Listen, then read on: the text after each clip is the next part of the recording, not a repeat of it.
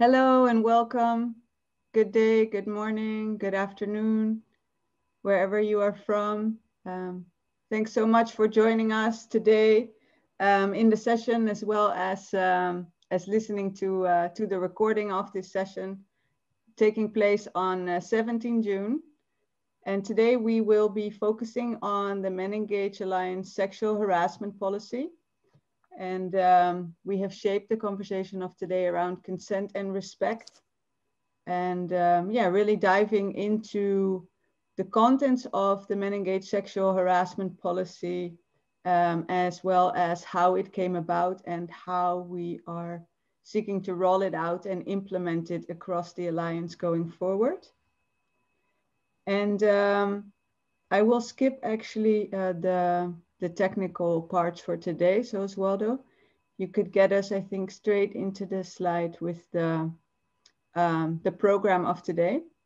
Yeah, my name is Joni van der Zand. I am global co-director of the MenEngage Global Secretariat, and I will be moderating and facilitating the conversation today. I just first really wanted to set the stage with you all for the sexual harassment policy and the context that we are finding ourselves in. And we all know that after Me Too, as well as the A2 movements, there's been a wake-up call for social justice activists that harassment and abuse happens everywhere. And it happens everywhere in the world. It also very much happens in our own organizations, even working for human rights and social justice. The A2 movement has really laid that bare. And as an article published in The Guardian states, rife with power, gender, race, and class imbalances, the aid sector has long been a hotbed of abuse and misconduct, with an estimated 86% of aid workers claiming to have a colleague who has suffered sexual violence on the job. And that's just such a hard, statistic to hear, and a really hard pill, I think, for us to swallow, as we realized how much of this abuse is actually taking place, within our own sector. And so as we became aware through the Me Too movement of the scope and the scale of harassment taking place, we put investments into developing our own sexual harassment policy, complementing various other standards that we've developed across MenEngage Alliance, including the Code of Conduct and our guiding principles, and really as a policy that can help us prevent sexual harassment, and that can help us deal with cases when they do arise. And we have outlined it as such that it aims to prevent harm, promote healthy practices, and any potential systems of impunity, and provide support to those who may be the targets of such conduct, and to ensure accountability of perpetrators. And we are really thankful that today we are joined by several speakers representing MenEngage membership and MenEngage partners, and hearing from you how you envision a thorough implementation of the policy, what may be the pitfalls and the opportunities to promote consent and respect in our relationships among each other and with the communities we interact. And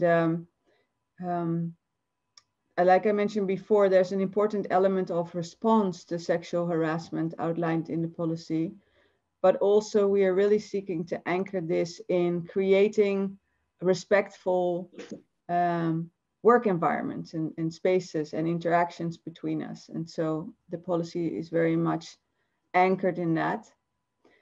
So the objectives of today are to share about the policy, about the progress so far, about the implementation of the policy, to invite everyone to hold us and each other accountable for what's in there, and for us to really use it among the MenEngage membership. And we are seeking to learn as we are a learning network, and here to listen, and including from practice, and to really make notes of the recommendations that our speakers will be sharing with us today. So we will have first hear from Oswaldo and Lydia about the sexual harassment policy. So outlining the contents of the policy, how it came about. And then we will hear from Angelica Pino from the SVRI, from declaration to operation, reflections and tips for effective implementation of the MenEngage Alliance Sexual Harassment Prevention Policy. And then we will hear from Bhavani Nayak, reflections from MenEngage Regional Leadership. And I'll introduce all of the speakers a little bit more in detail as we unfold. And yeah, we also welcome speakers to interact with each other and really ask each other questions and share any reflections on what you're hearing. And like I mentioned previously, this session is being recorded, and we hope to make also good use on the wisdom that you will be sharing in this conversation to further roll out training and capacity strengthening materials for the implementation of the sexual harassment policy. So with that, I think on the next slide, I want to introduce our speakers a little bit more in detail. We will hear first, along with Oswaldo, from Dr. Lydia Munjarera. She's a medical doctor and a well-known HIV, TB, gender and human rights advocate. And she holds a vast number of positions in boards, committees, and working groups of various civil society, UN, and government organizations. And she's taken part in developing numerous global, regional, and local health and gender policies, including the UNAIDS Accelerated Agenda for Women and Girls, the African Union Human Rights Framework for Women and Girls, and the WHO Treatment Guidelines.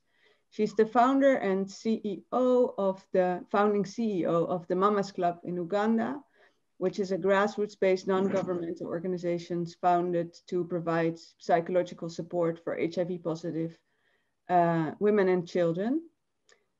Her passion for engaging men and boys in sexual and reproductive health and rights, HIV/TB programs, and ending gender-based violence is evident in the work she does in the community, including mobilizing and forming male action groups. And she is a member of the MenEngage Africa Steering Committee and the MenEngage Global Board. And she is also the focal point for our sexual harassment policy on the board. And thank you so much for fulfilling that role, Lydia. And we really look forward to hearing from you.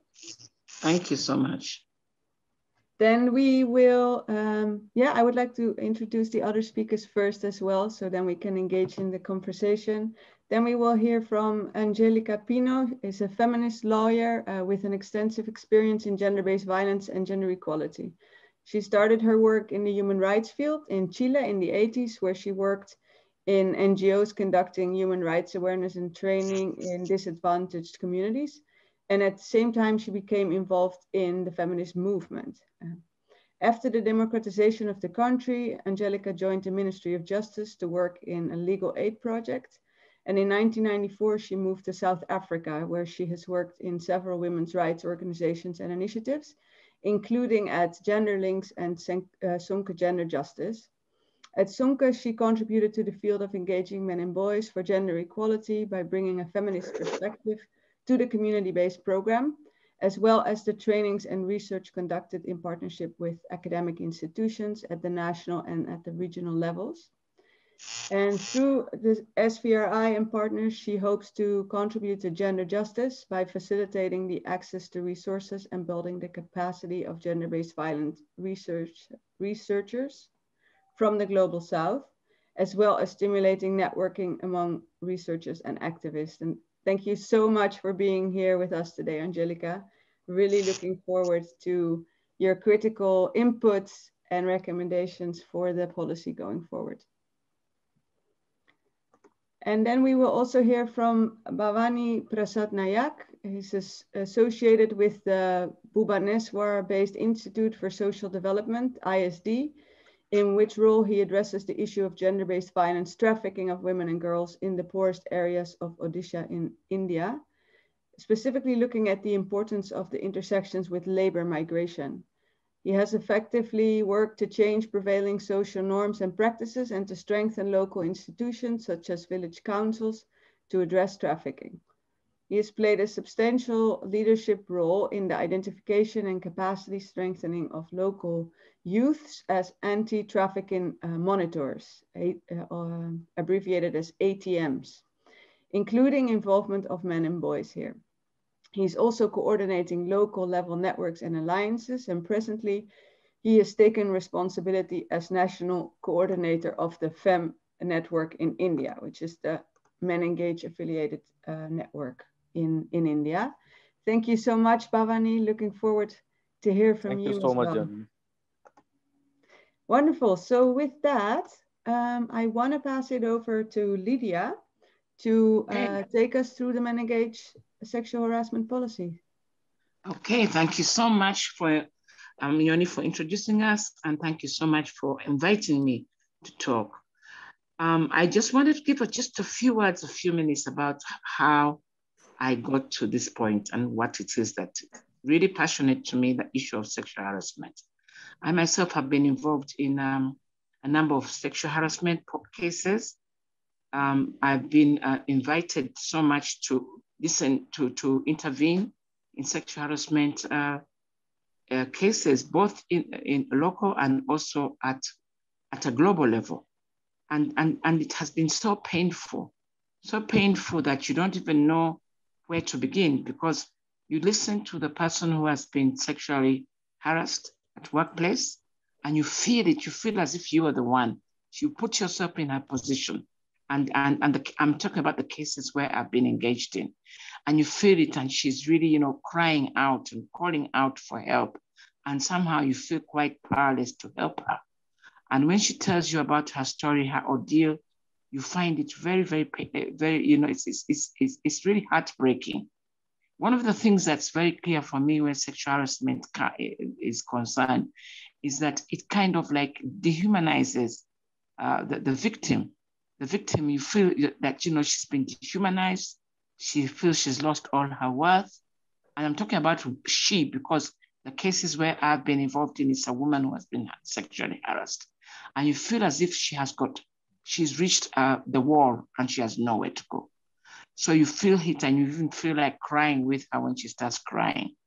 The most painful thing is that the people who were engaged in harassing this person are her seniors. So they have power over her. They are her bosses. It's her boss, and you feel that she has nobody to turn to, because when you start talking about being harassed by your supervisor or your boss, then where do you go? Because you can't, there are things that hold you back. And I've noticed that you feel, should I report or should I not report? You feel like you're powerless to. And these cases that I've been involved in, the two cases I'm talking about, I was very happy that intervention came in at a certain point.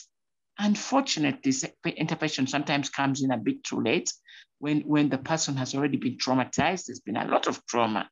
And by that time, you don't know who to believe and who not to believe, and because you're not there at the moment of the sexual harassment. So at the same time that somebody's reporting you and crying out to you, you say to yourself, you feel as if I am there.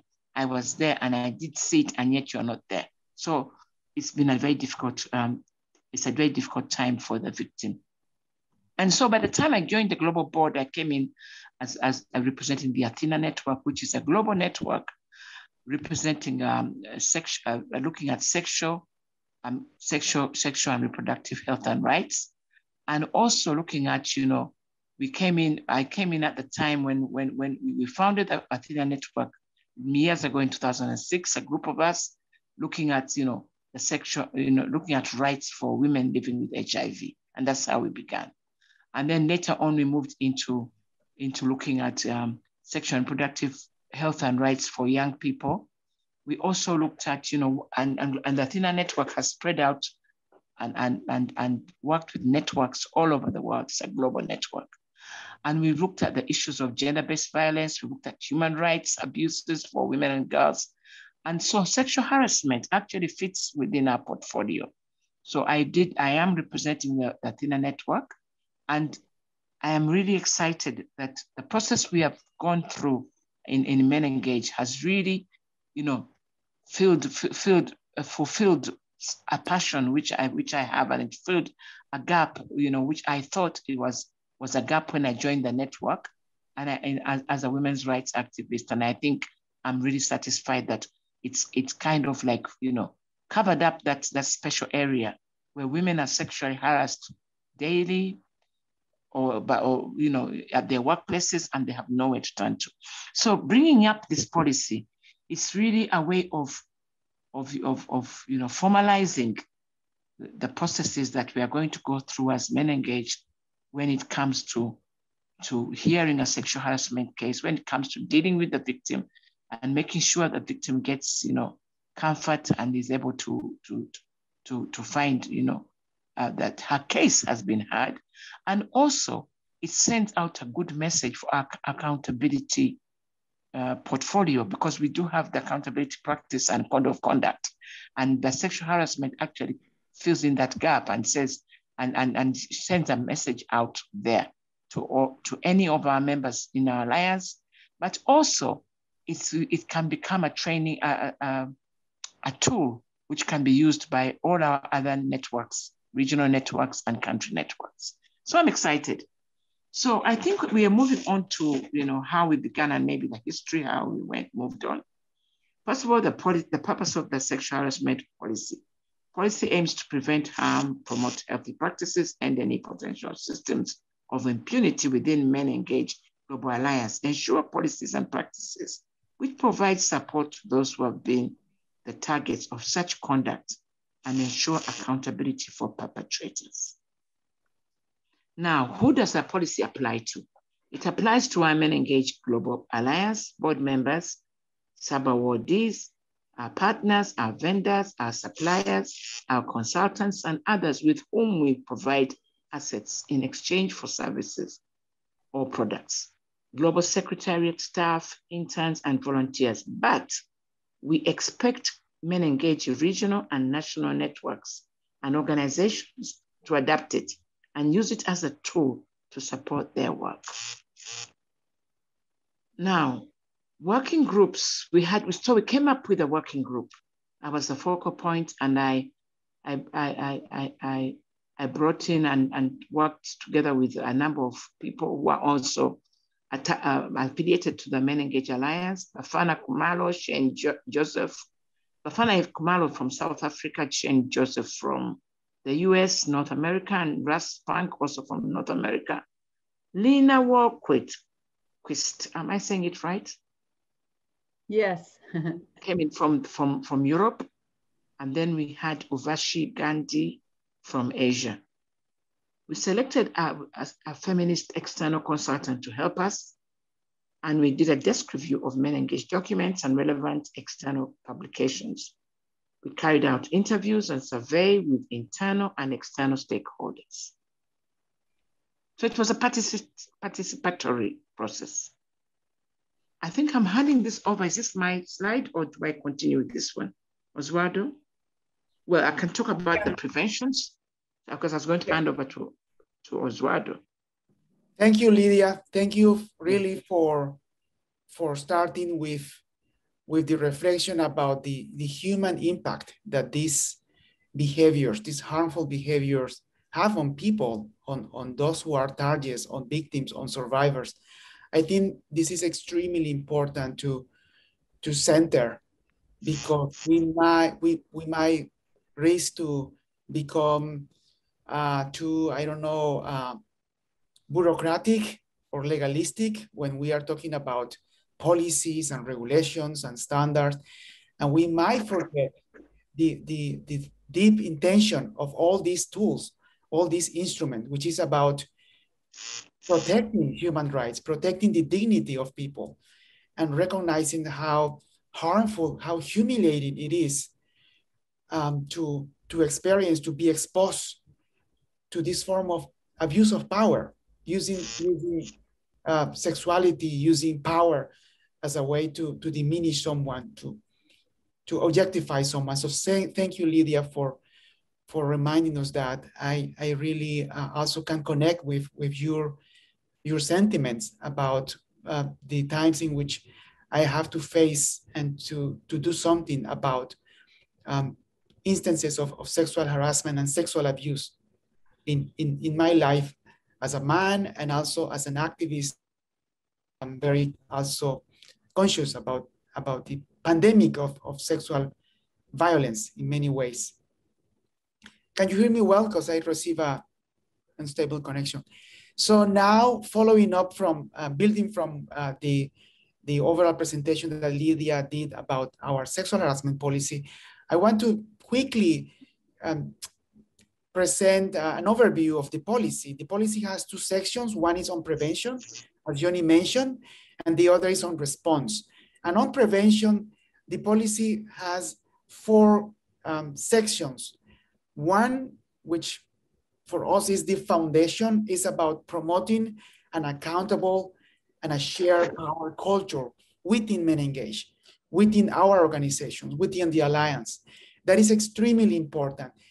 There is no point in having a beautiful policy, a nice policy, if the way we treat each other, if the way that we deal with conflicts and perform, operate on a everyday, it's based on authoritarianism, on punishment, on power over.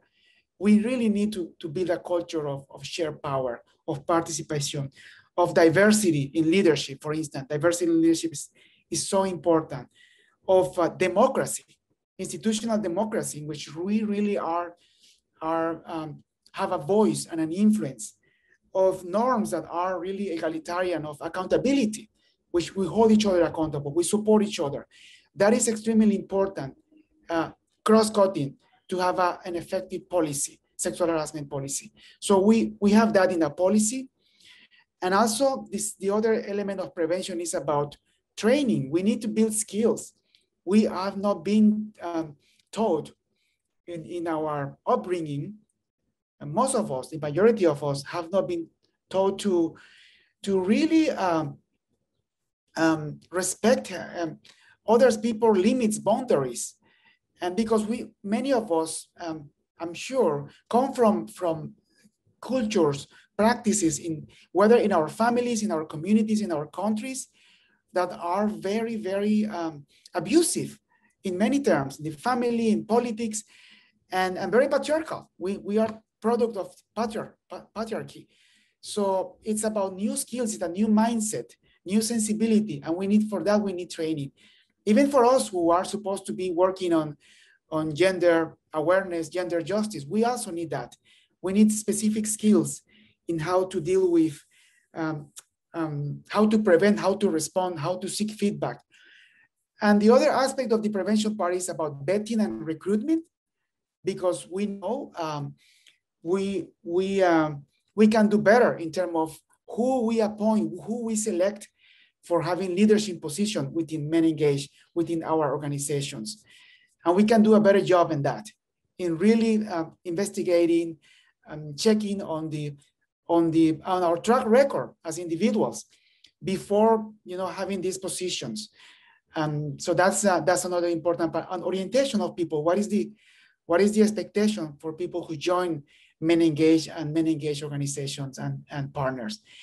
And part of that is also about dissemination. And this session, for instance, is about disseminating our policy and raising awareness within MenEngage, but also to all our stakeholders that we have a policy and we have to be, we need to be held accountable for that. So that's one piece of the policy. And the other important piece, Yoni mentioned also briefly, is about the response. And because of course we want no more cases, no more heartbreaking cases, as Lydia was saying. But unfortunately, the truth is that we will experience situation of sexual harassment. We have to expect that, and we have to respond in a way that is really accountable, that is really effective. So we have a section about being assertive in our communication. We have to immediately inform the person who is alleged to be a harasser, to harass, that his conduct or her conduct is unwanted, is unwelcome. And sometimes there are gray areas in this, and we have to be very assertive. We have to seek feedback. We have to also promote reflection on those who cross these boundaries. We have to create a mechanism of effective reporting. And I want to mention a little bit more about that, about the system that we are putting in place for reporting in a safe way. And also to monitoring the way that this policy is working. The way that we process complaints also is very important. And the policy also have some specific guidelines. And also we developed a protocol, a policy protocol, to explain how we are going about processing complaints in a way that respect the privacy of the people involved and that is effective at the same time. And of course, we need accountability. We need consequences for those who harmed, or for those who commit any form of harassment. And we need reparation for those who are affected. So, and we can share more about that, about our policy as we go on, and you can reach out to us. And I want also to say that we are right now in an implementation phase of the policy, and we are putting forward an action plan to clarify when we are putting each of these components in place, by whom, who's responsible for what, with what resources. We just had a TOT, a training of trainers sessions in April with leaders from all the MenEngage regional networks. And because we know we have to promote this, we are expecting also adaptation, conceptualization of our policy in our regions. We also set up a review committee in cases in which there are cases of global MenEngage members affected, and that global MenEngage has to take action. We have an agreement with two external experts, not connected with MenEngage, two consultants, for an objective review of complaints, for fair investigation, and for due process. So we have that in place. And also we are planning a communication campaign within MenEngage and also external about our policy, to raise awareness, to educate about our policy, and also setting up accessible reporting mechanisms. And for instance, we are right now having clarity about Lydia as the go-to person in case you have a concern about behaviors of MenEngage and MenEngage leaders and members. So she's the point person for the policy, but you can also reach out to the co-directors, to Johnny, to Laxman, who are the co-director, to the co-chairs, the global co-chairs. They also are part of the response system of the policy, or to any person that you find you feel trust to reach out to. And also there will be a web page in the new MenEngage website to report, or sending emails, email reporting in person. So different channels is very important to have.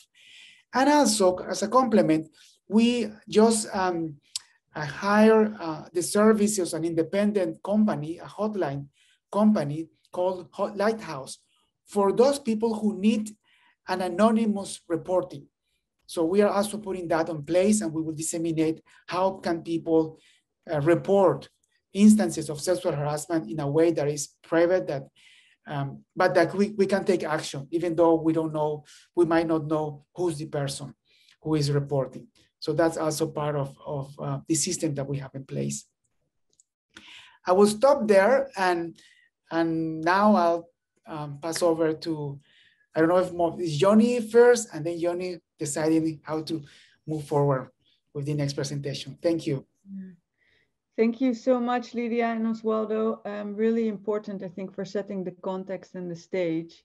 And I was just reflecting a bit how there's something very dry about talking about a policy, but then what, of course, all of this is actually about is the people that we are engaging with, and the kind of standards that we want to set, and the relationships we want to have, the environment that we want to create with each other.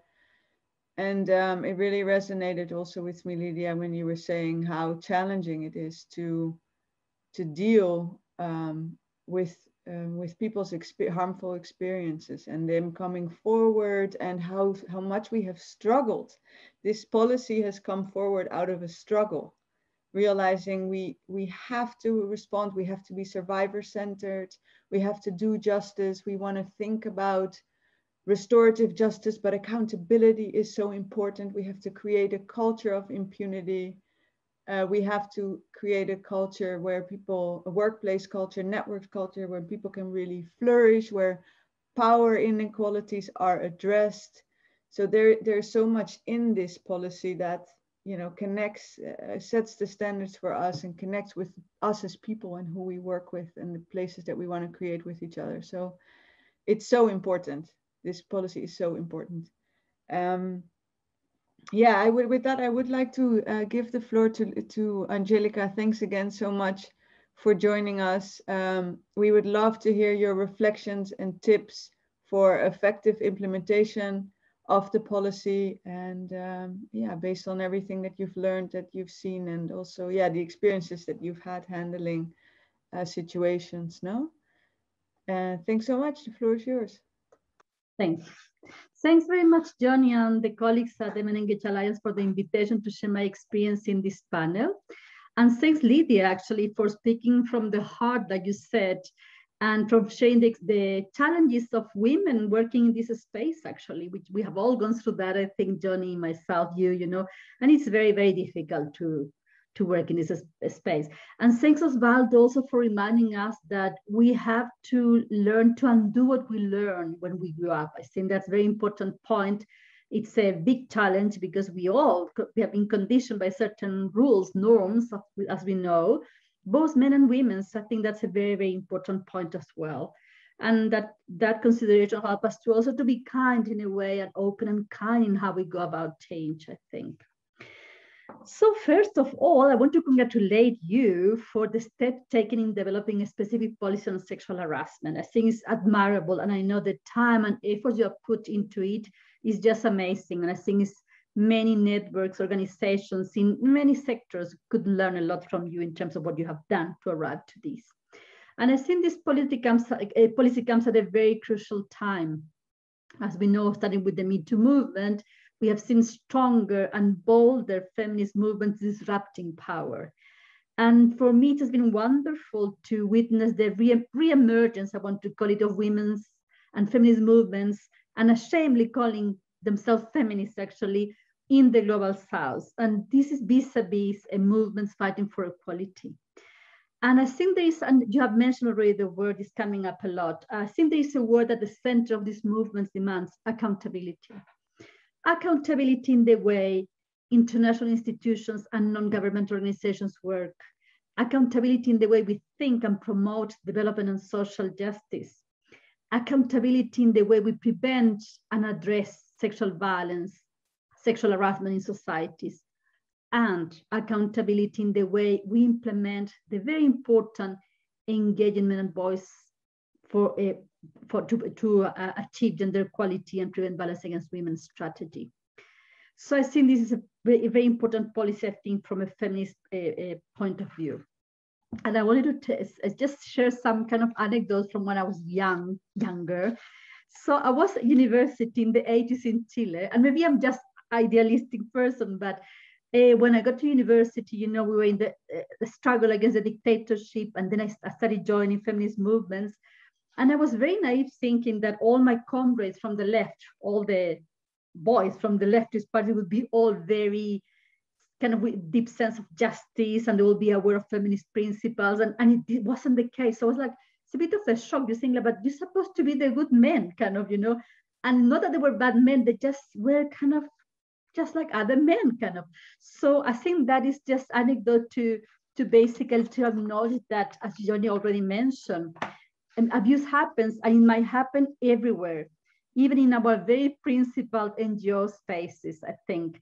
And we need to confront this reality and be prepared for it. So this is not to excuse, actually, abuse or harassment, not to accept it, but just to be aware of it. That is a very difficult topic, and we need to address it in all the organizations where we expect men to be transformed, but that's not always the case.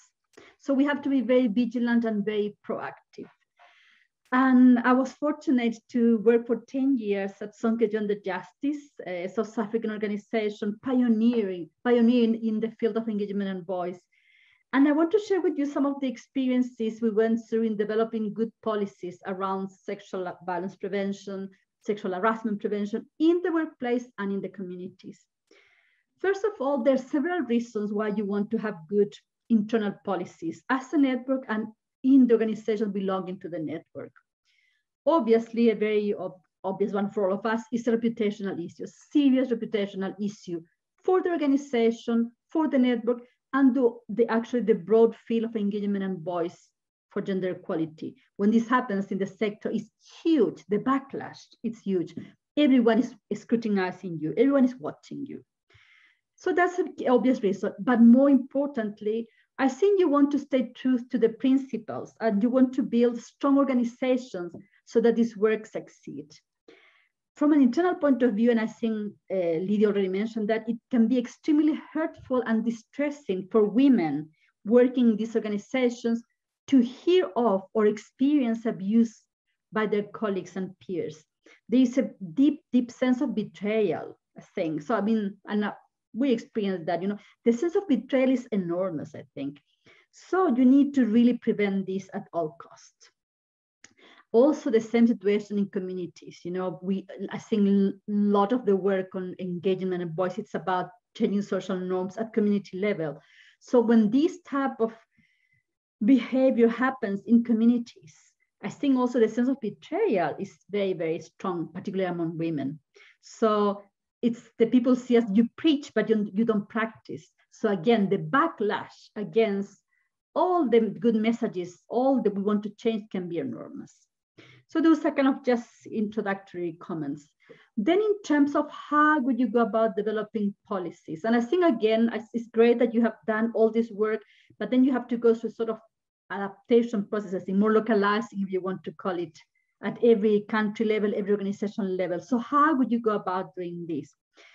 I think consultation to me is a key word here.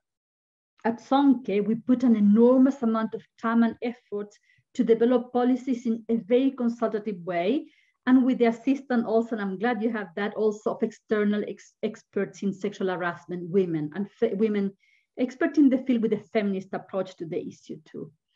And we were very clear that the policies need to be framed with a feminist analysis of patriarchal power imbalances. Again, even in our space where we all think that we are all transformed, we understand the theory of gender inequalities and patriarchal power imbalances, but that's not always the case. So you really need to be using that analysis all the time. We had months, I remember, of internal meetings consulting on every article, every section of the policy. Every article was scrutinized because that's what you want, to participatory discussion of something that's going to affect you personally, actually. So in South Africa, we also have very, very good, strict labor law policies, legislation and regulations. So we also, it's something you have to be very, even if it sounds boring, it's very technical, but very important. You really have to be confronting this policy when you develop it with the laws of the country, of wherever country you are in, whether it's in, in Rwanda, Uganda, India, you have to be taking what is this MenEngage policy, how does it play against the laws of the country, labor law-wise, sexual harassment-wise, etc. So there was, and again, there was a lot of innovation too, because this was a very new terrain, still a new terrain. So I think it's a space where you can really change kind of, practices. And as I said at the beginning, share with other actors coming into the space, very much a space for innovation. We also drafted a pretty complex set of documents, and without complicating people's life, let's say, I think it's important that you try to really think of every possible scenario, because that will help you later on when the cases come up. You're never going to cover everything, but you have to think of knowing your context, your country, your organization. What are the type of work you do? Do you do just community work? Do you do research work? So then you will be able to adapt the policy of MenEngage, the global one. We also had discussions about the harm that certain conducts can have in the communities we work in, including potential litigation. What if a community comes and say, your employees are doing A, B, C, and D here. So what is your responsibility as an organization with those communities, with the women in those communities? So I think those are all types of things that you really need to consider while developing your policies. Then when it comes to once you finish your policy, once you arrive to, you think you have got a fantastic, the best policy, very much in line with the law of the country, wonderful policy. You have to disseminate, obviously, the contents, and you have to workshop the policy too. I think it's very important to have very good educational material for dissemination internally and externally. And again, I think I'm echoing very much some of the things you mentioned. So with the communities where you're going to implement projects, do they know about these new policies in your organization? So as you can see, I think you're very aware of in the SOMKE website, there is also kind of some notification about where people can disclose cases if they hear about them. And I think something very important too, you have to workshop the policies with the staff regularly. It's not enough once you finish your policy, you did one workshop and then you're happy, everyone knows about the policy and you can relax. I think that's something very important, and you really need to, in your staff development budget, you need to include that, regular trainings, but also debriefings among staff, particularly the ones working in communities, about kind of situations that you feel like it's not clear. You're kind of, this doesn't feel right. What do you think?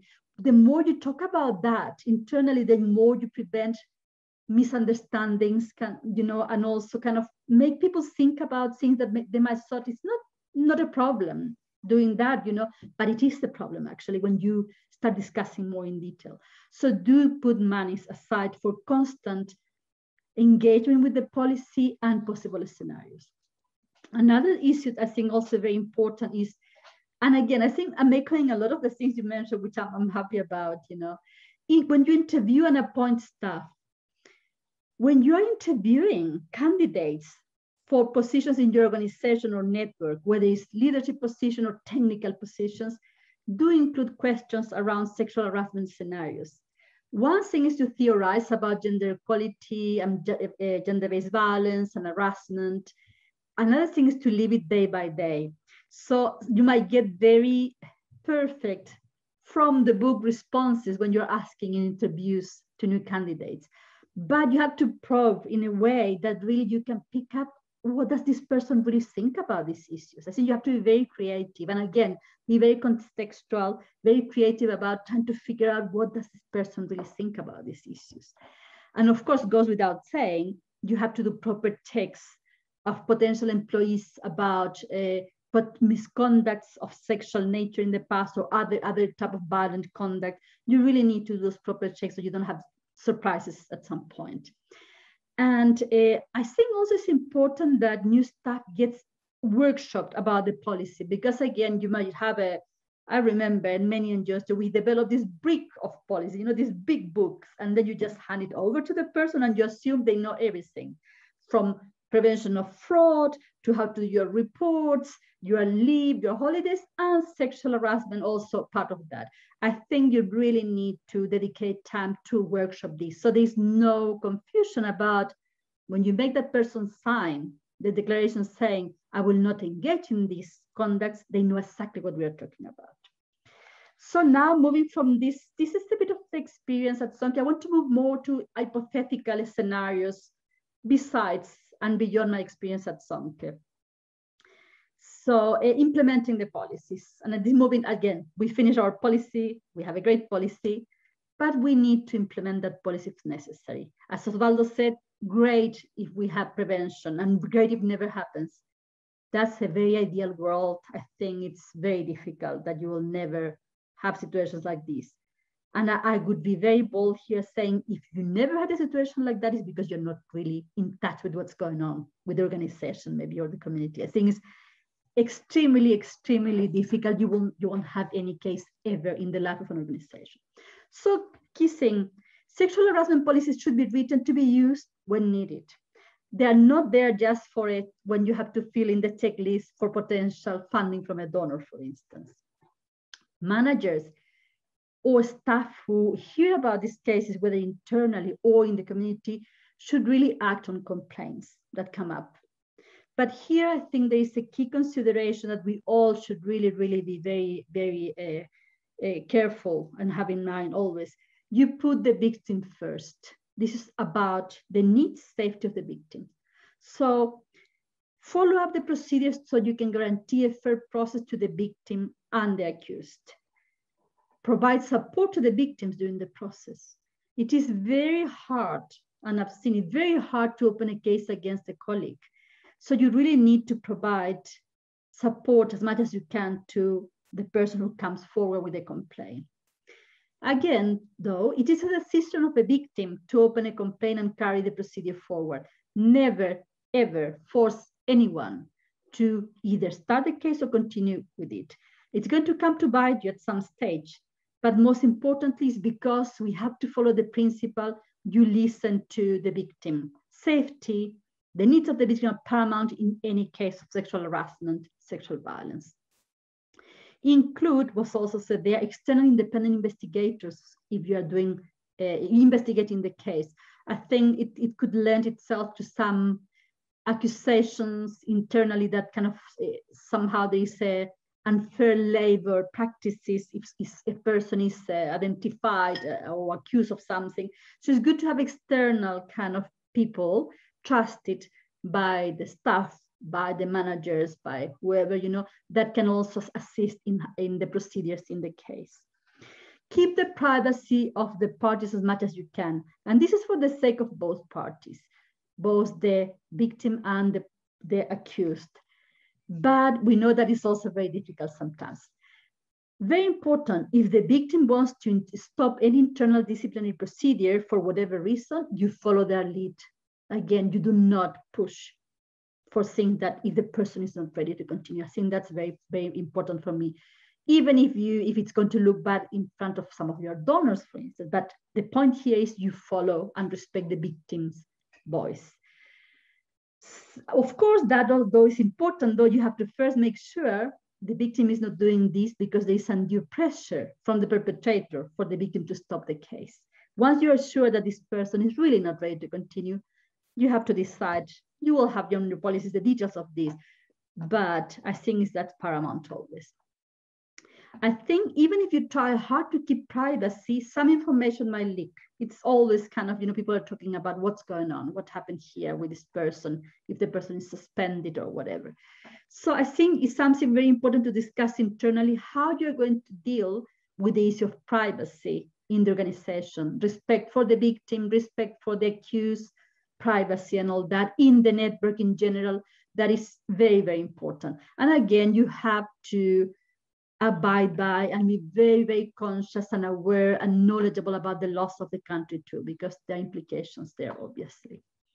So I think the short message is spend all the time and resources you have available to start cases and finish them in the best possible way, the just manner and to the satisfaction of everyone, both victims and perpetrators and the whole organization.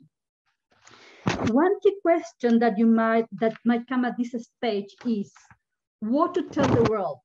And by that, we know what we're talking about, the communities, the donors. And if there is a case of sexual harassment, what do you tell the world? I think there is a deep sense of shame. How could we get it so wrong? That's kind of the first feeling you get. But I think once you get over that and you start the case, talk to the donors. They are very understanding because they know that can happen in every organization. And we know that in the latest years, big international NGOs have had serious cases. So we know that things can go wrong. So do open up and disclose situations in your organization. Again, beware though to be led by the labor laws in each country or by no disclosure clauses in some cases. And some of these laws might prohibit you from really sharing information about the reasons why you dismiss an employee, for instance. What to tell the communities you're working on. A community where the perpetrator was known, so must something happen in that community or that person was very involved in that community, although the abuse didn't happen there. I think the same rules apply. Follow, check the laws of the country, check your policy. Can you say things or not? But if any information has been leaked and community leaders might know that that's why this person is not coming anymore, I think you have to be careful, handle it very well, and try to regain their trust. I firmly believe the benefits of this type of work is bigger. Somehow I can say that maybe hopefully just one case. So to say, explain, engage, say this happened in this occasion, we'll do our utmost to prevent this from happening again, because I think the work is too important just to stop it. So I think it's a tricky one, but I think it's important to open up dialogue with community leaders on this. So now once you arrive, again, we move from the prevention, we had a case. You will have a very big sense of discomfort in the organization. It will be hanging there for a while. And the thing is, what do you do with that? Again, go back. In some laws, in some countries, they will allow you to disclose why this person was fired, for instance, of the recommendation of the panel or whoever. And the thing is, if you can do that, it's good to say, the message is this person was dismissed for sexual harassment, if it's allowed in the country. Because what you really want to pass the message is sexual harassment will not be tolerated in our space. That is very clear. But again, you will have to check your laws. And again, besides just whether you can tell the staff or not, it was for this reason. I'm telling you, people will always know exactly what was going on, like it or not, it will happen in a way. But then I think it's a space again to discuss the policy, again, reflect on the policy. What was going on still? What are we doing right or wrong? Why do we still have these cases coming up? What happened here? And just to use it as a it's going to be a cloud hanging in the organization for a while, but use it as a space to discuss the situations that can happen. So in summary, some key points. Sexual violence, sexual harassment can happen everywhere, even in our very, very principal NGO space. Acknowledge it and be prepared. Develop sexual harassment policies based on feminist principles. Key things here. Use a power analysis of every section and article of the policy. From the definitions, you do tool the procedures. You have to have always in mind what can happen internally. Put the needs and safety of the victims first, and send a clear message: zero tolerance to sexual violence, sexual harassment in our workplace or in the communities where we work. Take time to discuss the policies while you develop them and as you go along with the staff all the time. And this one is an interesting one, and we can talk about that too. Without compromising on our feminist and human rights principles and beliefs, be aware of context and cultural differences. I think instead of hiding away from that, talk about that. What if a colleague tells you, no, but it's in my culture, it's not like that. We don't believe in what you are saying. Engage with that. Don't shy away from that. Rather have that discussion, again, all the time. Publicize and workshop the policies broadly and regularly among all the staff. I said it already. When cases arise, do not turn a blind eye. Provide support to the victim. Don't punish whistleblowers. Also important. You will have those situations. Put attention to the procedures so they are fair and just all along. So there is no doubt this was a fair process. And that is also because you want credibility in this, and also to avoid legal kind of issues with the procedures in the organizations. Don't be afraid to talk about this with your donors. They know it's happening, might happen. There will be understanding. So don't shy away from telling what's going on if needed. And many donors also have put in their policies, as soon as you hear about this, you have to tell me. So be very open about that. And put aside monies and time for constant training and conversation and debriefing on these issues. Prevention is better than cure. Develop an organizational culture that is open to constant internal reflection on what can constitute sexual harassment, sexual violence in the workplace and in the communities. Because you're implementing just transformative work, so there are a lot of things that we understand different, maybe. And you have to really be talking about this all the time internally before you go out to the world, because as we know, change starts from within, from you as a person, and from the organization you are trying to do the work from. And that's from me. Thanks, Jenny. Thanks so much, Angelica. Really incredibly insightful and helpful and inspiring. I think some of the things you said were like, okay, we're on the right track and we've thought about this and we've done that so far, or we are envisioning doing that. And others where I think, okay, yeah, we hadn't thought about this actually as well as you just represented it. So very helpful. Before we move to hear from Bhavani on kind of regional experience and what it means to be working in MenEngage Alliance and handling cases and making use of the policy, I wonder if Oswaldo, Lydia, and Bhavani as well, you have any reflections on what Angelica has shared so far, and maybe also any questions so that we can have a bit more of a dialogue. Yes. I thought so. I do have a lot, and probably we'll have to reach out to Angelica afterward at some point for a debrief. This is very rich, very useful. Thank you so much, Angelica, I can see clearly the depth of knowledge, of wisdom, of experience in what you said. And also, this idea that because we men are part of social justice efforts, the idea that, okay, we will act in fair, respectful ways all the time with other comrades, and no, that's not the way it is. Unfortunately, we are part of this structure of oppression. And one question that I have is about putting aside money. What is your experience in terms of convincing donors? Many organizations that are part of MenEngage need the support from donors, foundations in particular. And they might see that this is like an internal thing that don't go to the community. So how can we make the case for putting aside enough resources for this important piece of the work? And the other question, I have more, but I just want to have two. The other is about what you say, that if the victim doesn't want to move forward with a complaint and with potential consequences for the harasser, we have to respect that, you said.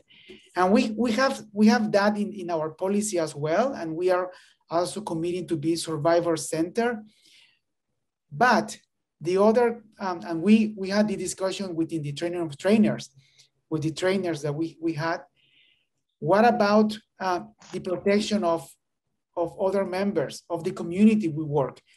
If we don't continue, if we don't follow through in a case of someone who might pose a risk to others, to other women, to other people in lower power positions, to people of the community, because we have to respect the desire, the wishes of the complainant who say, no, I don't want consequences for this person. Let's leave it here. Let's move over. How do we handle this contradiction, this tension? Yeah. Super. Angelica, let me first, see if others also want to. Lydia is raising her hand. Exactly, Lydia, go ahead. Yeah, you know, one of the things that's very clear is that it is so difficult for a person to come out and talk about the experiences when they've been sexually harassed. And it's so difficult to recover from this traumatic experience. And I understand the issue of people not going forward and wanting to, to hide this whole situation and saying that I don't want to continue. I think the best way I've always seen about this is to give it time. Give it time. It takes time to recover. So my view is this: at the time when the person doesn't want to say, I don't want to continue, we leave them. We make sure that she's able to have somebody to follow up with, just in case in future she decides to, because I find that the person who's been traumatized or harassed has at least one person who they trust. They fear to tell everybody, but they have one person. So I think we build on to that. And we say, okay, we respect what you are saying, and we want to follow on with your case. But at least there's this person. If you have one person you trust, please be able to talk out to this person. Otherwise, because later on when they feel the anger coming back and they want to really now follow it up, they'll have nobody to follow up with. So I think the policy has to give time, has to give that time frame, give time for the person to recover. They may not be reporting it instantly, but give the person time.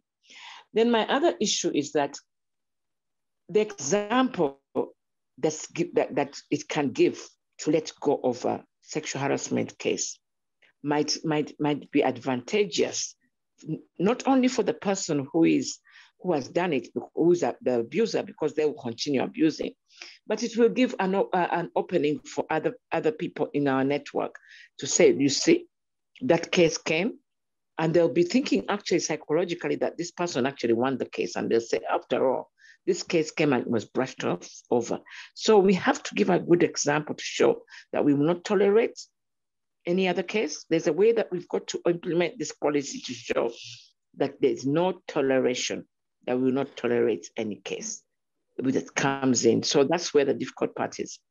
Concerning the donors, I think it's about how we present our concept and how we present our case for the donors. I really think that one of the important things is to be able to support an external panel. That's one thing. And it takes time to go through all this investigation. It might need some resources. It also takes time for the counseling part and how to deal with rehabilitation for a person who's been abused. And it might take some resources for publicizing the policy and cascading it down to our regional networks and our other networks, because training is involved. We've done training, we've been trained. So training may need some resources, and I think we need to really come up with a wonderful proposal and concept to show that that training needs to be done, and training does need resources. And I think that's where I stop for now. Thank you. Thank you, Lydia. And Bhavani, any reflections or questions from you so far? Yeah. Yes. Thanks, Angelica, for such a nice description about the policy and about this sexual harassment law related to different lands. My point is, we are also dealing with lots of cases of sexual harassment here in India and in my local area also. But what I observe, we don't have any proper counseling mechanism, whether for the harasser or for the victim. There is no such mechanism is available. I don't know what is in your place, but in my place, this kind of things are not available. And one more thing I would like to say, as being as you are from the law background, if you are also, maybe we all are aware of that, if the case goes to the court or to the lawmaker's hand, the victim face most stigma. Victim gets most stigmatized rather than she will get some relief like this. So, and in this kind of cases, what I have seen, victims are really facing a tough time to get justice. Most of the time I seen the ex parte orders are given, the harasser are being left out without any sentence or something like that. This is a major challenges now. This is a major challenge which we are facing here.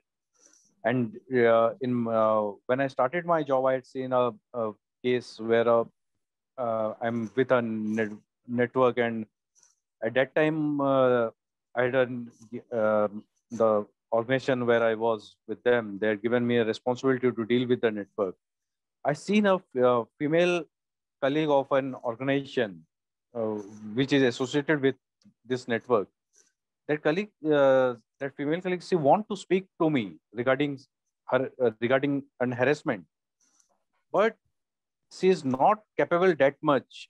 She is not. Her voice is not so much build up that she can speak against her boss that he is harassing me. And after a few months, I since she attempted suicide because of that case. Yeah. So this kind of really, sometimes we are doing lots of things. In 2013 in India, Sexual Harassment Act came into force. But after that, also a lot of this kind of cases are coming up. But still, victims are not getting justice. They are not getting what we feel. Me Too campaign also, it gives a means again, it's, we can say it's light up the issue of sexual harassment at workplace or in public places. But still, we are facing lots of issues. Yeah, that's it from my side. Thank you for sharing that, Bhavani, and it just reminds me also of how important it is to have real support structures and follow up around a survivor who's come forward. You know, it's just it requires so much investment and targeted efforts and really being there and consistency. It's very challenging. I'm very sorry to hear that this happened with the person that you just spoke about. And we'll hear more from Bhavani, but I first want to pass the floor back to Angelica for any responses that you have on what you raised. Yeah, I think Lydia already gave some responses or ways to address some of the issues. I think in terms of the funding for these, look, I mean, we were quite fortunate at Sonke. We had the resources, I think, but I would say it's somehow tied to, first, it's actually internal convincing, by the way. It's not just a donor. Sometimes it's more internal convincing in the organizations. Try to convince your colleagues. We really need to, when we budget for things in our HR section or whatever, or general, operational expenditure, we need to have this type of things. And you can put it as a kind of broad staff development or capacity strengthening kind of, doesn't need to be about, taking up cases. Is more about, internal development of the staff around all the policies and all that. So I think it's not impossible. I'm not saying it's easy, but it's not impossible. But I would say my impression is that donors, and again, that's a win of the movement, of the last years, is such an important now space and discussion that the donors supporting the work of engagement and voice, because I think we're talking about sexual harassment in our spaces mostly today, they would be, I think, quite happy to put money aside for this. Of course, you have to be clear, and of course, has to be kind of clear. You're not going to use it just for whatever other things. It's pretty clear you're going to build the capacity of the staff, of the organization, to be able to prevent any potential case. And if it happens, you will have systems in place to support the victim, counseling, like you mentioned, Bhavani, I think is a very good one, support for the victim too, so you can really finish the cases properly. So I would say not easy, but not impossible. And with the awareness, and I think that's a key role that MenEngage Alliance can actually play, convincing donors, saying ethical funding for work in the gender-based violence space means you have to provide funding for working along these lines. Development of these policies, implementation of these policies, training, constant training of the staff on this. So I think that's a great advocacy space for you, I think, as an alliance. In terms of when the victim doesn't want to continue, what to do, potential damage to others, I think that's a super difficult one. But I would say what you maybe from a very legal point of view, maybe you will arrive still, whatever you have a external person acting, following the case, and maybe use other information in the case to arrive to a conclusion, saying, even if the victim wants to stop now, but we have this information that gives us an indication of the potential danger for other colleagues or community of this person. So try to strengthen the case, not base the case only on the testimony of the victim. Of course, you might start with that, but there will be other things that you will be kind of, what is the context? What is the picture of this particular person? And maybe that can allow you to dismiss that person, to do something, but without kind of with the particular just voice of the victim, I would say. I think that's a way to go about it. When you start building up the case as an organization, try to really look for other things, not just rely on the victims. So I think that would be a way to, because exactly it's very dangerous if you say we didn't find enough arguments to have this person dismissed, and then we still have this person around.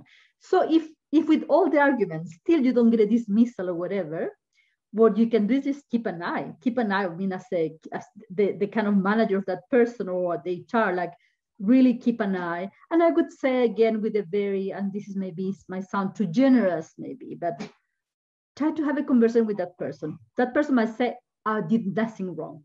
Sometimes they would be open to say, okay, maybe I didn't understand this well. I didn't mean this and that.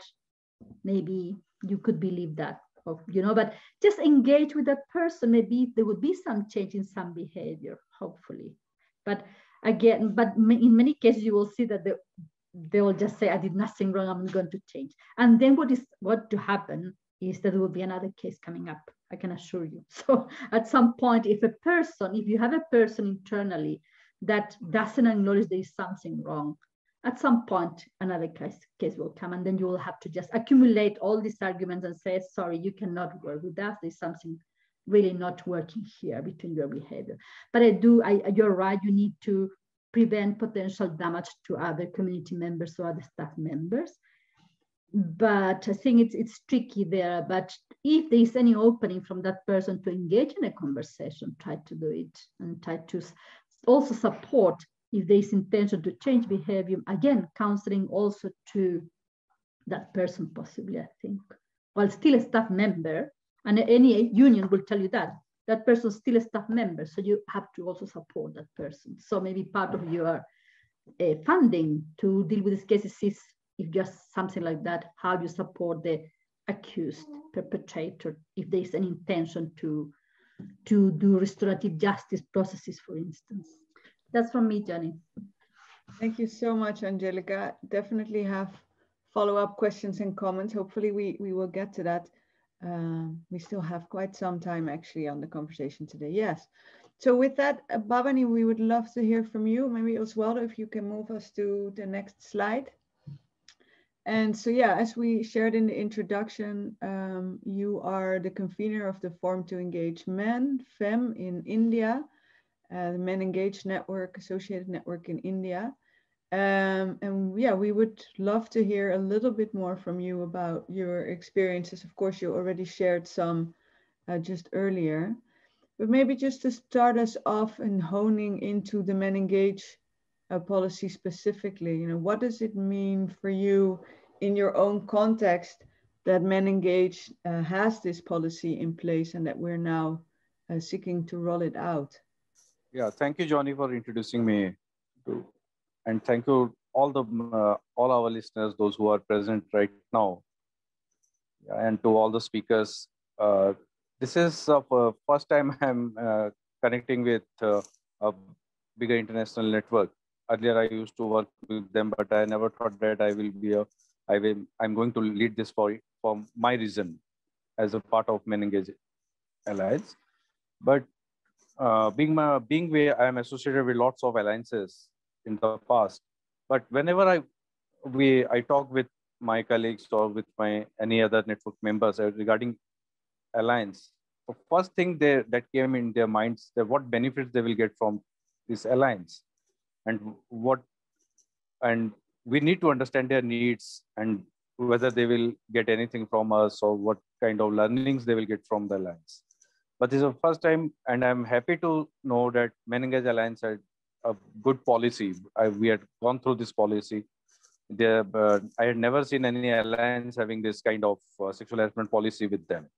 Policies are always, what I see, it's always with any organization, but not with any alliance, because as we see, MenEngage is an alliance, it's not an organization.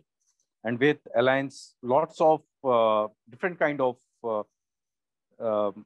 like individuals, like formal groups, informal groups, lots of institutions, they are associated with alliance, and they had their different mindsets, their different agendas, so that to join with the alliance. But this, if we I had seen in 2013 when this kind of this kind of act introduced in our country, like the sexual harassment policy for sexual workplace policy for women in 2013, I had seen lots of changes happening at organization levels. They started forming different like policies by taking external and internal members as per the law. They form the committees, but still we are facing lots of crises, lot of challenges. That how these members are actively participated, how their members are well versed to the law, how much they are sensitized. So we all need to do a review on all these things. And introducing sexual harassment policy in any alliance is really it's a big challenge. It's not so easy. As a convener for FEM, or I'm associated with many local networks, discussing regarding this policy with them, with other network members, is not so easy, because everyone they had a different their expectation is different from the alliance. They don't want to listen to the policies or what kind of other things we used to do. They said these policies are for organizations, not for the alliances. And what what Angelica also says, we give them a bunch of documents when someone boarded to our institution or boarded to an alliance, that these are the do and don'ts, these are the guiding policies of our network or organizations. But we also need to see what kind of capacity building programs we organize for them. Since last 2 years, sorry, not 2 months, 2 years, we are also hiring some of the consultants to see what kind existing policies and how these policies are effective on our organizations. What is the understanding levels of my colleagues, or even for me? So we are doing internal assessment to understand all these things. And policy formation is really it's not for being in alliance and to do. We can't forcefully say that you be a part of this network. If you are part of it, you have to follow these kind of policies. So this is very, very, very difficult to say all these things to the alliance. But now we are, now we are taking it forward with a new team members. So we are also started a new guidebook for our Indian network, for our Forum to Engage network, which we also translate in our local language, in local dialect, so that it will be easy to understand for others. Like, because it is not possible to, in most of our countries, it is not possible to tell everything in English, because we had a very, very different vast language system in India. So we started to translate all these things with them. Also, like we need to, now we are giving focus with members after this TOT, that recent TOT in the month of April. Really, it's an eye opener for me, which I also shared with my committee members here in India. So now we are says that we need to see how the social media and other things we can incorporate in our policy, how we can do this kind of rotations in policy things.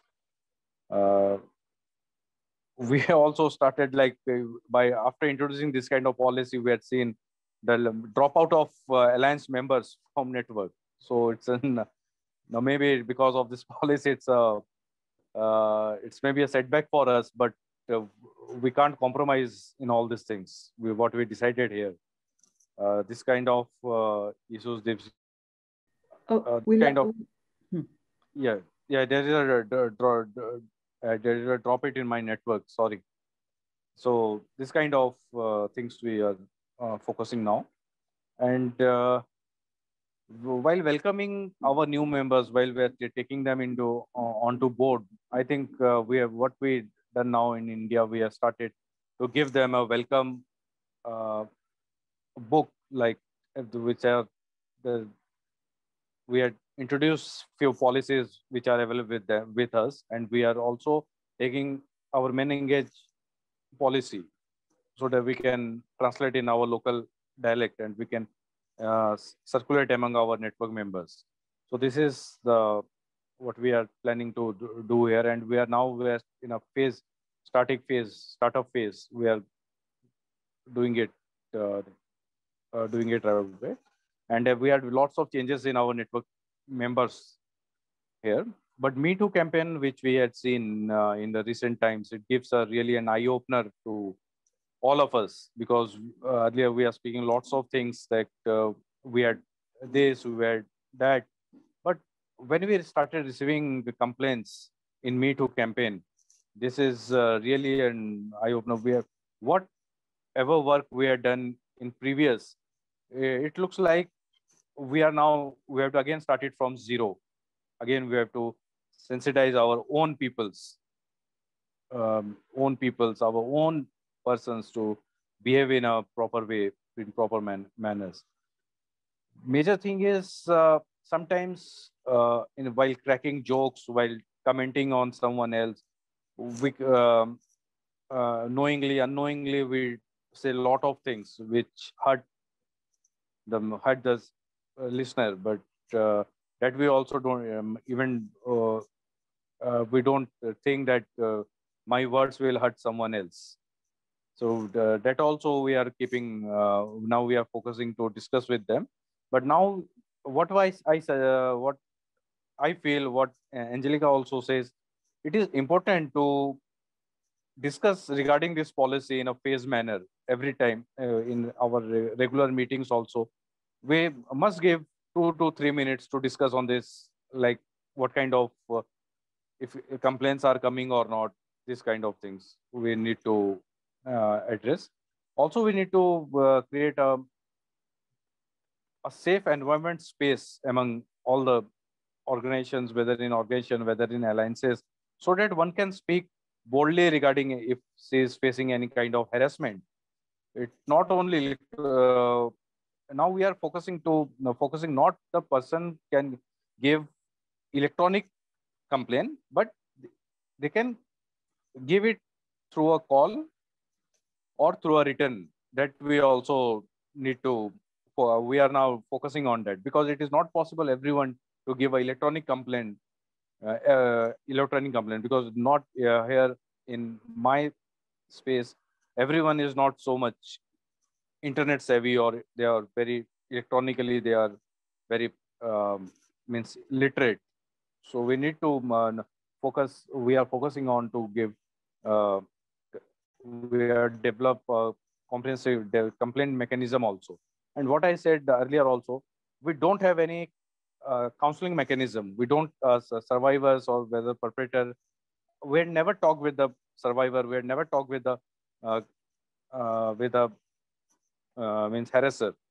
So both of them needs a proper counseling, a proper support system, a proper support service mechanism needs to be developed to give them this so that they can come out of the stigma. And the harasser also he needs to understand what kind of uh, means what's his faults, or what kind of how he violates someone's human rights. That we need to make him understand. We need to discuss on constitutions also. Like in constitution, it is already written we can't violate anyone's human right.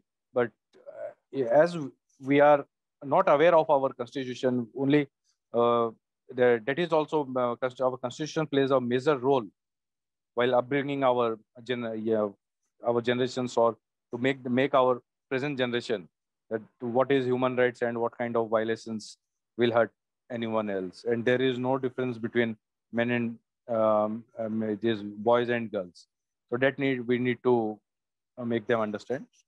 And also we try to, through this policy, we also try to make them understand regarding the gender power structure, which is very, very important to make them understand.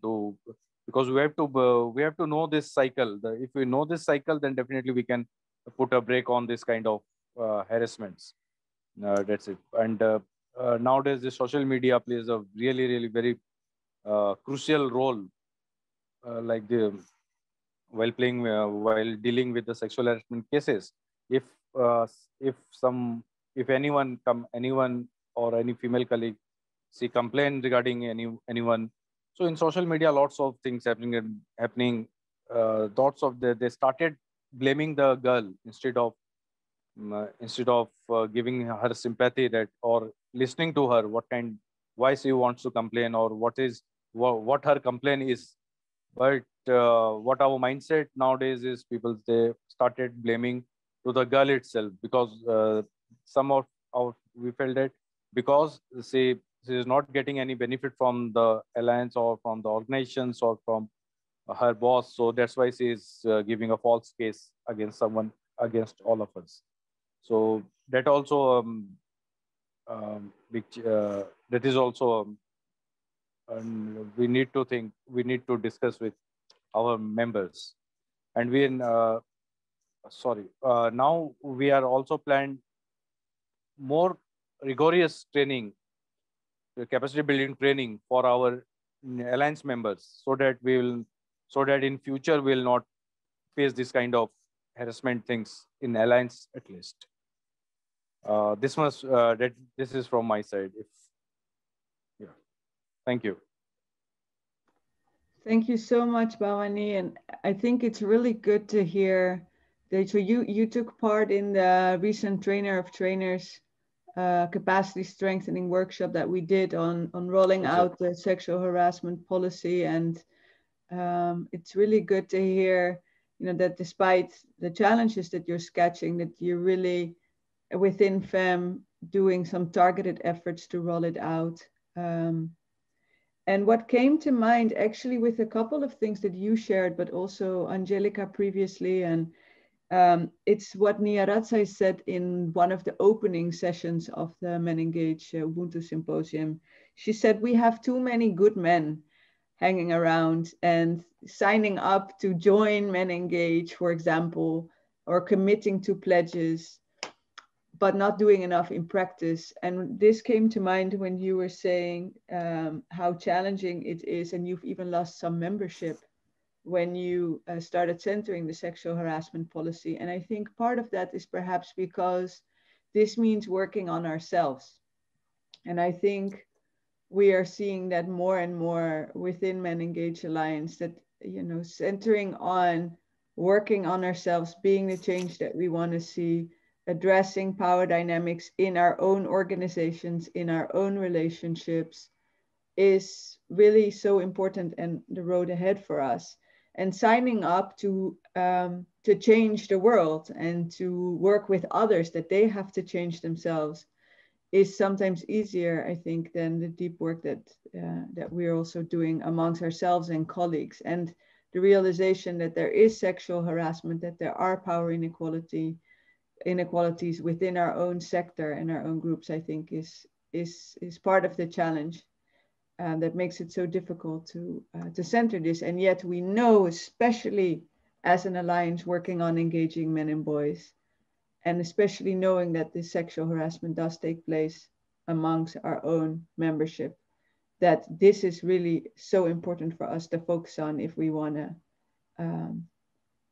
be legitimate at all in advancing gender equality. No? And sorry. Yeah, go ahead, please. Yeah, and one more thing, I also what I analysis from my side, I had seen lots of our members. They are taking lots of training in different, whether in organizations or through different networks. Now they started speaking very politically, but they are not practicing it in a proper way. So that is also it's not a good sign for this sector, that you are saying in a different way, but you are practicing in a different way. Just like we are giving training to different organizations. As a part of, I used to go to different organizations to give them training, like in government, for government as for non-government also, both. In both setups I've seen, during training, they listen everything. They said, yes, we understood we understood the act. We know how to behave with my female colleague.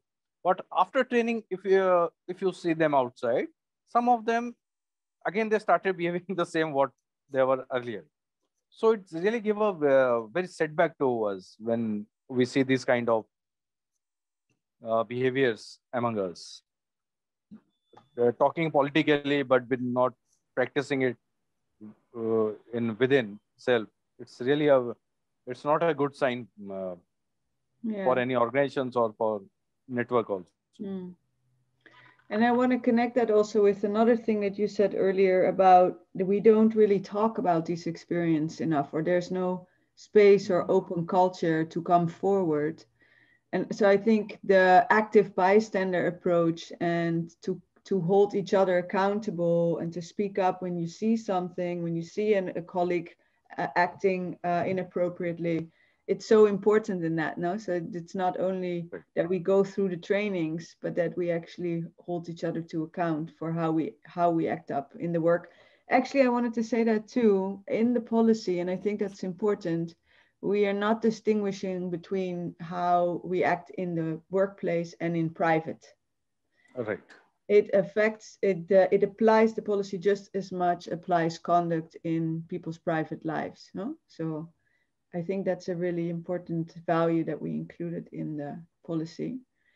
I wanted to open it up now, actually, here, if there are reflections from other speakers. I also think we are a relatively small group of participants, just to hear from participants as well. So if anybody else would like to join the conversation, please do so. I had already seen Magali had raised her hand and then lowered it. So while speakers get, yeah, great, Magali. So I see Angelica is unmuted, really wanting to come forward. So maybe, yeah, Angelica, if you want to respond, and then we do, yeah, let's just do a round and pass next to Magali. A quick reflection on something, yeah, following up on Bawani and something you said too about exactly, it's not just it's such a, you know, we really need to change our behaviors in all the spaces where we move. It's the community where we work in, the workspace, and like you said, your personal life too is your private life. And I think that one is a very, very difficult one too. And I think somehow we need to be much more proactive in how we do that kind of. And I'm not sure, I mean, how not to, you know, of course, some people will say, look, I finish my work, I go home, in a different space. We know in this space it's not like that. But what should MenEngage be doing maybe with its members or the more engaged members? I don't know how to put it. How you trickle that message down to say, you know, you cannot just forget about what you said at work when you go home. So how far can you go in influencing that private space beyond, as I said, the workplace or the community?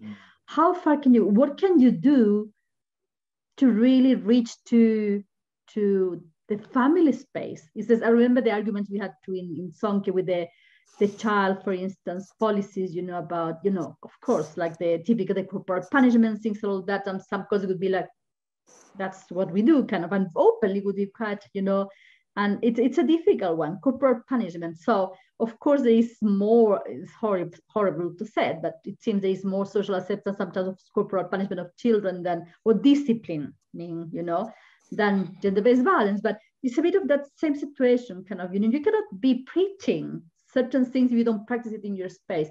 So how far can you go as MenEngage? What you should be doing about this to really, really change also practices in that space? That's for me like something that I always wonder about. Yeah. Can I? Yes, please. Yeah. So for this, I think what I usually, what every year I used to bring out some publications regarding some good practices. Hello, am I disconnected or? We can hear you very well. Okay, yeah, thank you. So every year I had seen what my colleagues or me do. We used to collect very good, some of the best practices, what men and boys do in institutions or at their home.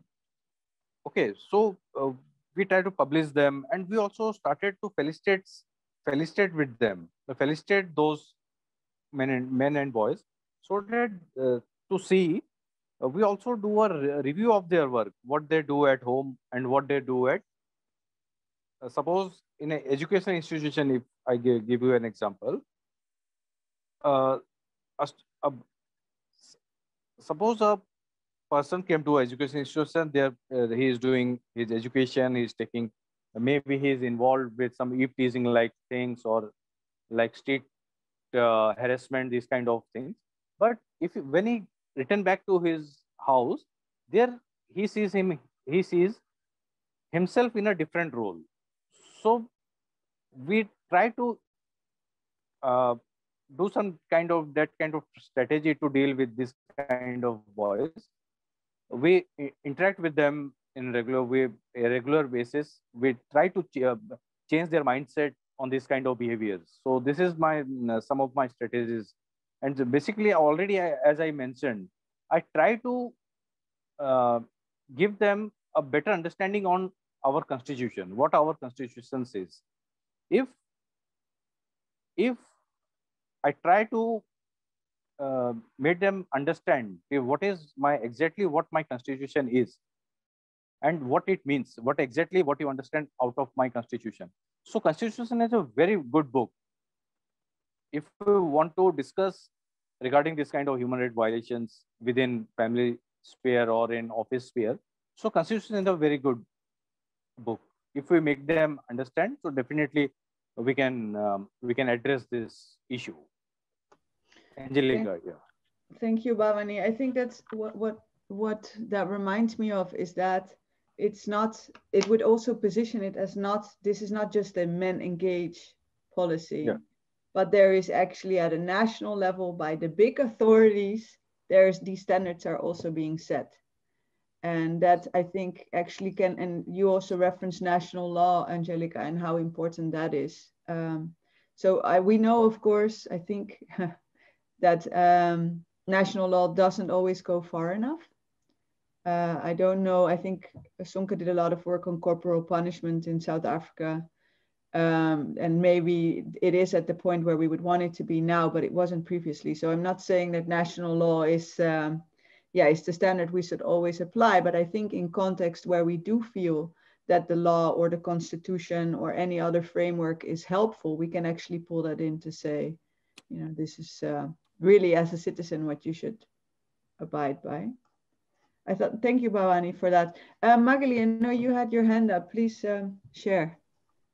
Thank you, Yoni. Yeah, well, this is such a fascinating conversation. Not fascinating because, fascinating, I mean brain-wise, because it makes us think through so many different angles. And I was very interested in all the sides of the conversation. But I think we're, it's such a difficult place to be, as, Bhavani just pointed out, and so did Angelica, that we, first of all, we're a network, so that puts us in a different place. But regardless of that, because I've been part of other organizations and facing these type of issues, I think we have an environment where you have the institutions that are, as Yoni was saying, within a certain context where there are laws or lack of laws, but still the institution may have rigorous processes as we're trying to have. So then, we have to consider, you have the legal aspects that make it more enforceable.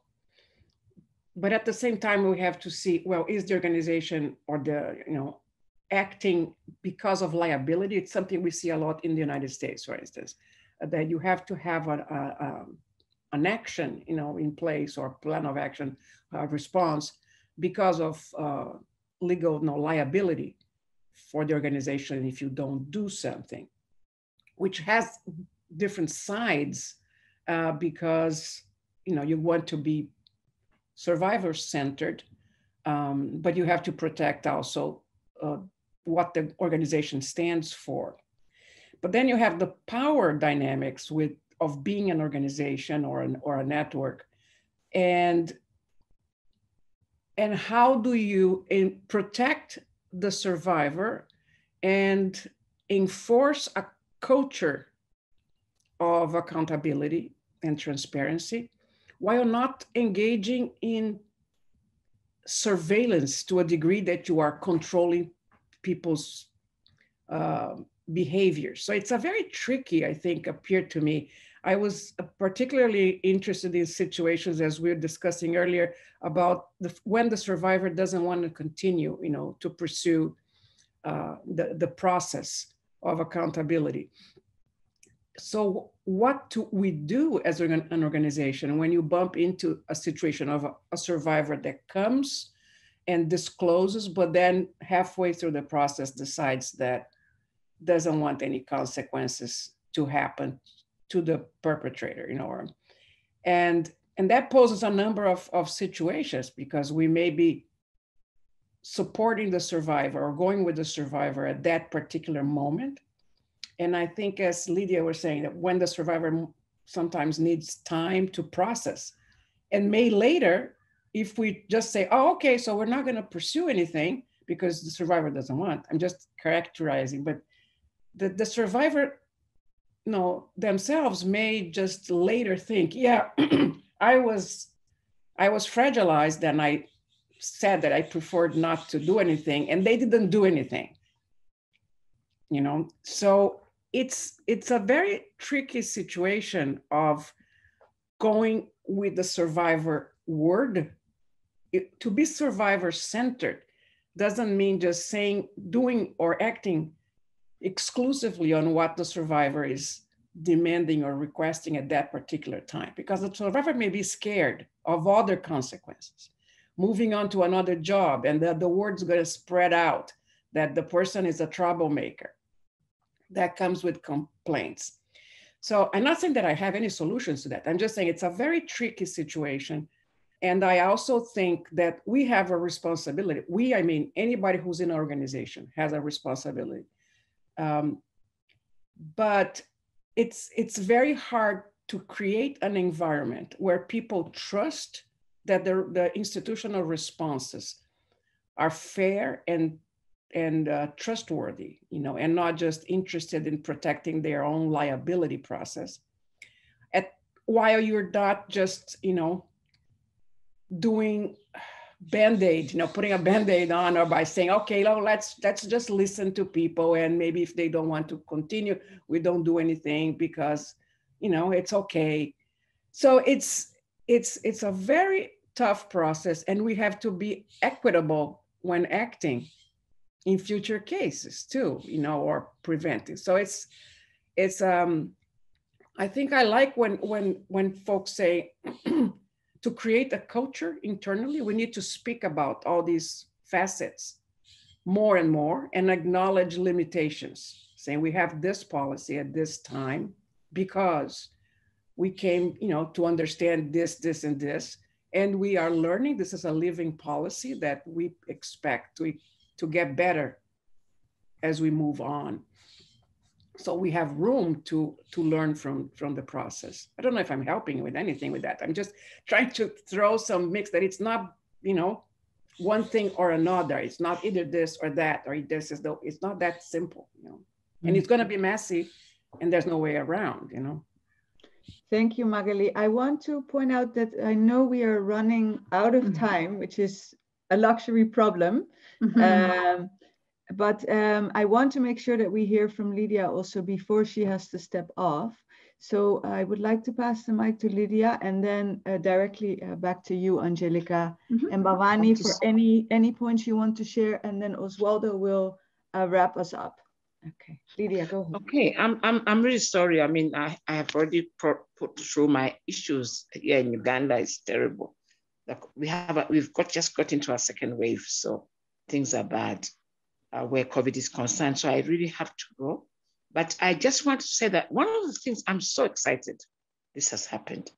I'm so excited that there's a policy. And I think one of the messages that we are clearly saying is that there's zero tolerance to sexual harassment. And I think that should be the clear message. There's zero tolerance to sexual harassment in the MenEngage Alliance. And that's one clear message. And we have to find a way in which we have to put that message through.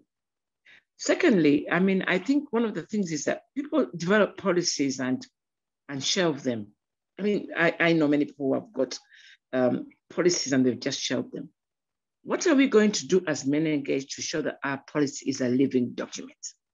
And that's one of the things I want to think about. Let's make our policy a living document, which means that for any case that comes out, we have to act instantly. For any case that comes out, we've got to let other people know that this will not be tolerated anymore. And then the other thing which I'm happy about is that we've managed to come to this stage where we are actually in the implementation phase. The other thing is, how are we going to roll this out to, because I know when I was in the MenEngage Africa meeting in Malawi just last week, people were talking, there was a whole wonderful presentation by Pam on sexual harassment. And some of the people were still questioning some of the issues. And I think as Global MenEngage Alliance, we have to lead in showing them a finished product, but a product that's being implemented. And the test is going to be, how are we going to show that we really have a finished product which is actually being implemented? So the networks or the regional networks out there can see that this is a living document. We just didn't spend time, developing and training. And I think that one of the crucial issues, and Angelica, when you talked about donor support, one of the critical issues is that how we're going to disseminate this policy, but also how we're going to send a message out there to other global networks that we do have a policy which is a living document. I think everybody's understanding what I'm saying. So people don't say that, oh, MenEngage Alliance sat down, they developed this policy, but because a lot of the cases that I know and that have been involved in, they have had policies. It's not that they never had a policy. They have had policies. So how are we going to make sure that our policy is a living document, that our policy will give no tolerance to sexual harassment, and that we mean what we say, we mean what we wrote down, we mean what our words are. So I really believe as an advocate and more of an advocate going into activism, which is more fundamental, more holistic. We have to do some advocacy. So I really want that we have an advocacy element attached to our policy, that we have to do some advocacy, and that it's not just business as usual, and that we don't have a product which is just written down, but we have to do advocacy amongst our MenEngage members, that we've now got a policy. We now want to make it work, and this policy will lead to zero tolerance to sexual harassment. And I'm very, very excited. And if there's an advocacy strategy that we'll have to lay down or we have to develop, I'll be very happy with it. Because for me, it's the advocacy out there, it's a message out there, it's a public relations issue out there, which is going to make this policy a living document. Thank you so much. Thank you, Lydia. We are so thankful that you are our sexual harassment policy focal point on the board. Yes, I mean, you bring a lot of vision, I think, to developing the policy and to rolling it out, and activist passion and commitment, I think, is very needed. Yeah.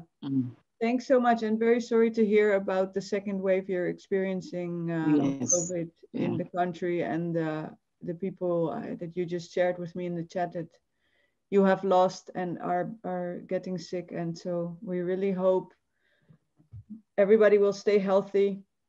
Yes, we are. Stay healthy. Yes. We're going to take care, but I have to go because I have 2 patients in hospital, but I'm not going there, don't worry. I just have to sort out here at home. We are making sure we don't go near the COVID patients, so we're remaining far. But as a family, we have to sort out a few issues. Okay. Thank you so much. And Oswaldo, I want to thank you so much for backing me up all the time and being there for me and bringing me into the picture. And I look forward to another meeting where we can cascade we can cascade. And I'm looking forward to the recording, because if we get the recording, we can share it. Thank you so much. And good day, good evening, good morning. I don't know what it is I can say, but for us here, it is late evening. Thank you so much. Bye. Bye, Lydia. Bye-bye. Take care. Thank you.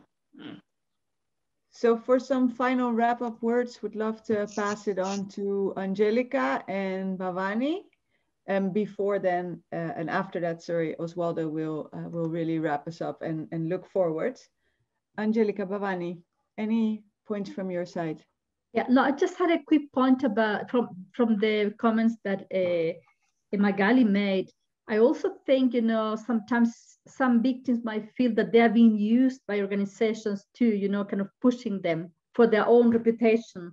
So I think that, you know, it's such a tricky, really, yeah, I know, it's a very, very difficult conversation, you know. So how not to make also victims feel that the organization is using them and pushing for the case to be till the end, just for the sake of the organizational reputation, not really having the interest of the victim at heart. So it's a very tricky thing, I know. It's very, because like you say, it could be that the victim will say, oh, they didn't help me. But sometimes the people say like, I really didn't want to, but they pushed me and they just used me because they want to look good as an organization. I've seen that too, I must say. So I think that's where we have, it's a very complicated space. But I think if you can assure victims, if you support them all the way, and there's counseling and support, so it's really what that person wants in that moment, besides the organizational reputation. That's important, but it's not the paramount in that case. Then we could arrive to very fair, just processes, respectful for everyone's interest. That's just my comment about that. And not just to say, thank you so much for inviting me. Fantastic conversation. And so much to do. And again, for me, the important thing is like from declarations, and like you say, but when it is like everyone signing things, it's the different story to really have it in real life, real commitment. And the proof would be in the reduction of cases, or how many cases that come up really that shows you that people are speaking up. And then you will see the reduction. That's what you want to see. That will be really the proof that this is working in the network. So thank you for that. Thank you, Johnny. Thanks. Thank you, Angelica. Go ahead, Bhavani. Yeah, just my last words. I think we had seen that policies bring lots of changes among organizations. It gives new ray of hope. It shows new light to many organization networks. Policies are very. We can say it's always plays a catalyst role in everyone's individual's life, and we need to do a review. I think it will be better to see how these policies are bringing changes in individuals' lives. So this is my last word. What I can say. Thank you. And with that, passing it on to you, Oswaldo, to wrap us up and also to give any insights in what we will do next. Thank you so much, our dear speakers, and you were fantastic, and the people who are with us here and the people who will see this recording in the future. I want to say that we are committed, that this is like a public commitment as well, to follow through. As Lydia was saying, that we mean what we are saying. We are not just saying to look good, as Angelica also is reminding us. We are saying it because we want to be coherent. We follow through with what we said is our principles, our values. And for that, I hope you can hold us accountable for what we are saying, for the policy we have, for all our declarations. Next week, we'll have the closure of the Ubuntu Symposium with a strong declaration, call to action, commitment. And here we go, again, saying this, and Bhavani was telling us we have to, what we say publicly is the same way we should be acting privately in our private lives. So we are taking this, we know there is complexities, as Magali also is reminding us. And we will be launching the different channels. We are coming to a new MenEngage website. There will be a page for anyone to share any concerns, any feedback about how we are doing, not only on sexual harassment issues, but in general. But of course, that will be also the channel to let us know about concerns of abuse of power within MenEngage, or any other feedback that you have about our accountable principles and lack of them. And so stay tuned to that. And we will continue organizing events after these symposiums.